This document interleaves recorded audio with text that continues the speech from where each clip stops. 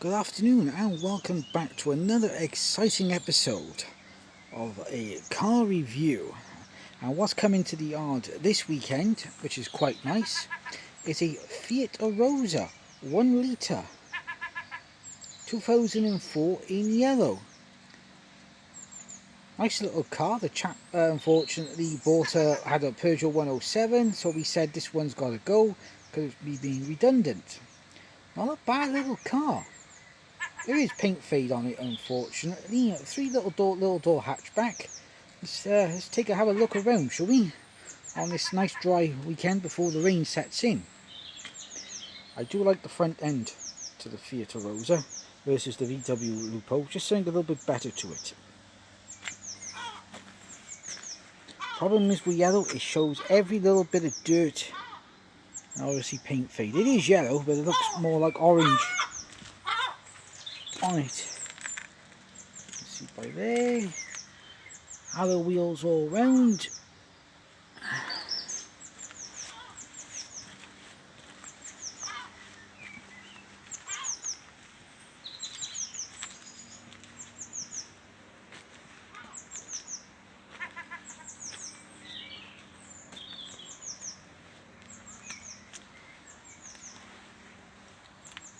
Yeah. Oh, bad little car. Looks clean in conditions. Obviously, you can see on the roof where it's all paint faded and all that over the years. Could do with a wash though, but apart from the paint fade, the car has been well looked after by the previous owner. Let's start in the boot, shall we? Ooh, very nice.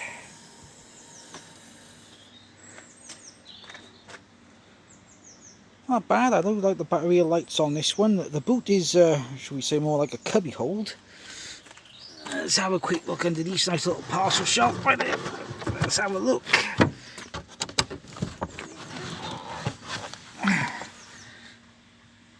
Okay, it looks solid under here.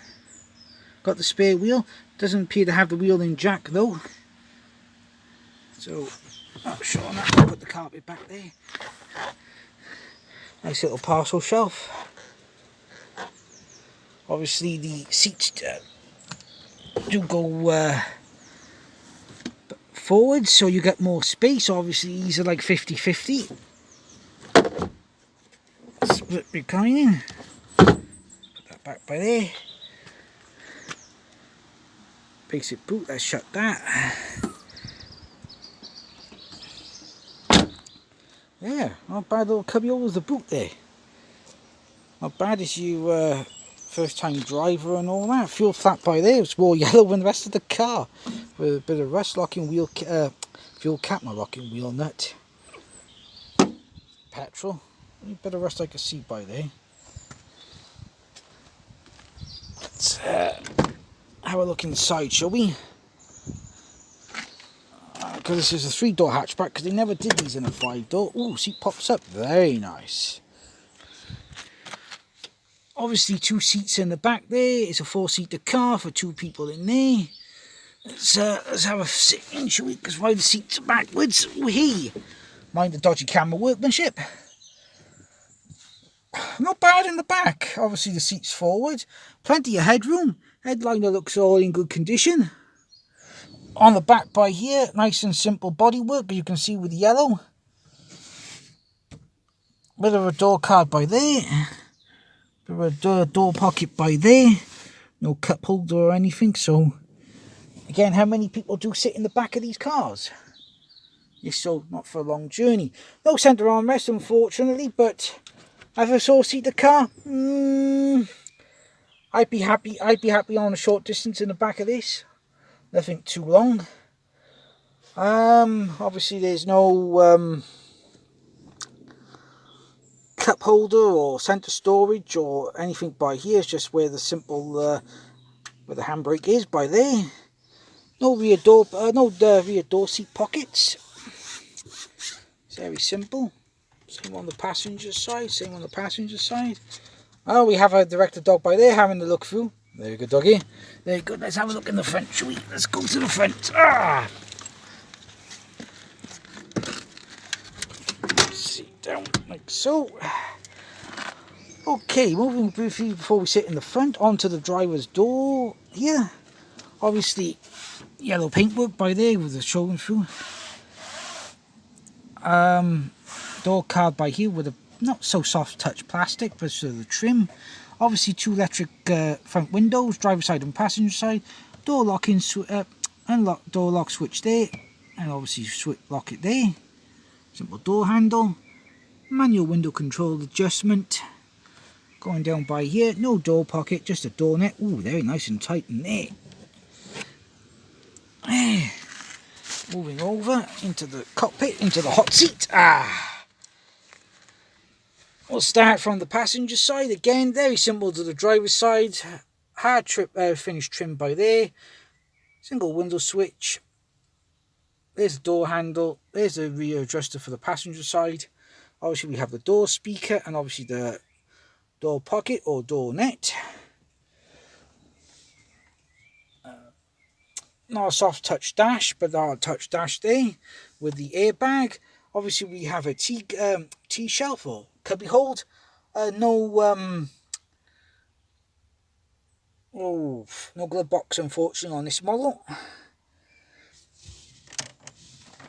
I wonder if that was storage there, but it doesn't appear. It just appears to be a blanking thing.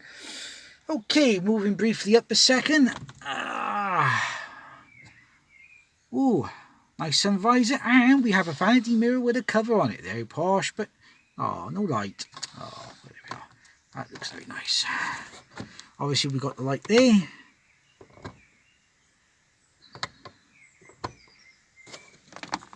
Driver's sun visor again, very nice. Sun visor, hello. Yes, I do need to have a quick wash and trim. Okay, moving down, we got the 2 air vents on the dashboard. We got the hazards. Oh, should buy it here.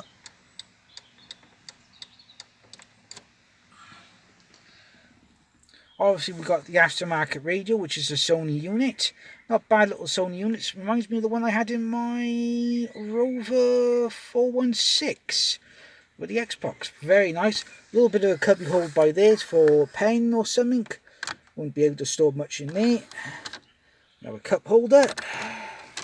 We have 2 cup holders. Now we're nice. Normally they jam up and everything, but this is really nice.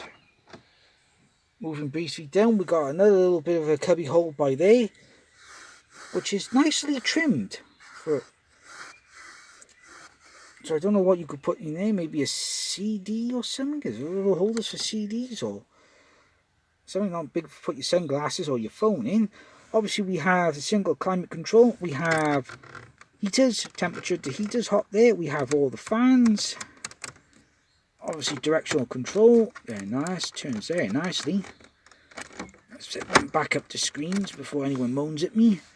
Obviously, move the gear stick out of the way a touch, that would help. Obviously we've got the revent for the air. Rear demister, very nice and simple.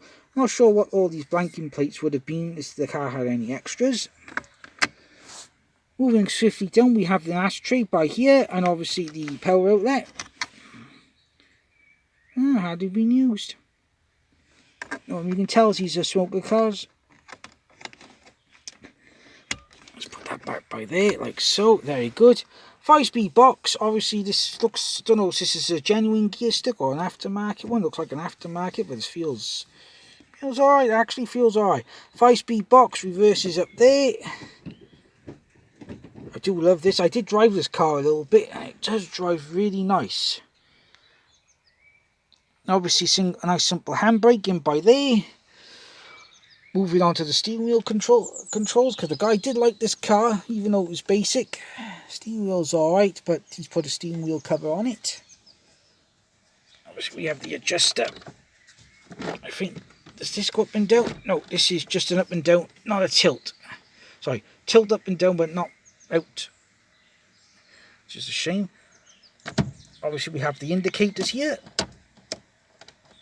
With the flashers, moving briefly over, we have the wipers, rear wiper. Obviously we got the dimmer control for the lights, for the brightness, light level, And obviously we have light control, obviously a nice single vent by here. That's off at the moment. Along with another cubby hold. This car has approximately done 116,000 miles on the clock. It's not too bad actually, and it's telling the right time.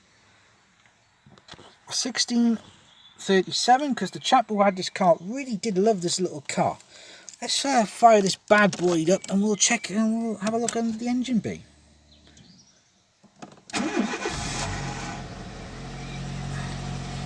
That is very, very nice. Just over half a tank of petrol, just half a tank of petrol you could see there. Obviously engine management light is on. Obviously wants an inspection. We'll take a quick look at the engine bay. Give us 2 seconds. Here we are under the engine bay. Nice little 1.1 litre engine. Obviously it's idling a little bit rough there, but we'll have a look into that. Maybe that's why the engine management light's on. But hey, look how clean this engine bay is. Look how clean this is. Poor little car, she's idling a bit rough there. Let's check on that one.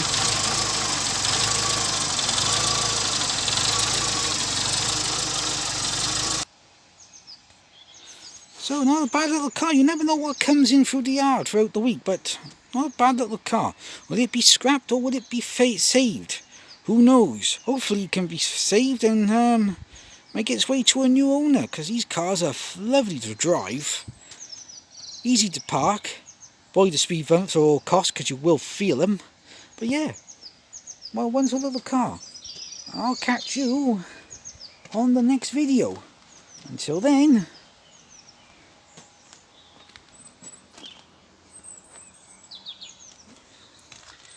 it's an Arosa.